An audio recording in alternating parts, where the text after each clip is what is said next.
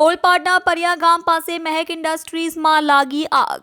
ઓલપાડના પરિયા ગામે મહેક ઇન્ડસ્ટ્રીઝમાં આવેલી DNB textile મિલમાં ભીષણ આગ લાગતા અફરાતફરી મચી ગઈ હતી. આગની ઘટના બાદ 8 જેટલી ફાયરની ગાડીઓ દોડી આવી પાણીનો મારો ચલાવી આગ પર કાબૂ મેળવ્યો હતો. આગના કારણે 10 કરોડથી વધુનું નુકસાન થયું હોવાનું જાણવા મળ્યું છે. સુરત જિલ્લામાંથી વધુ એક આગની ઘટના સામે આવી છે. સુરત જિલ્લામાં ઓલપાડ તાલુકાના પરિયા ગામે ભીષણ આગ લાગી છે. ગામ પાસે મહેક ઇન્ડસ્ટ્રીઝમાં ભીષણ આગ લાગી છે. કંપનીના બિલ્ડિંગના 3જા માળે વિકરાળ આગે સ્વરૂપ લીધું છે. મામલાની જાણ થતાં જ 8 ફાયરની ટીમો ઘટના સ્થળે પહોંચી છે. સમય જતાં આગ બેકાબૂ બની રહી છે. સામે ફાયરની ટીમ દ્વારા આગ પર કાબૂ મેળવવાનો પ્રયાસ કરવામાં આવી રહ્યો છે.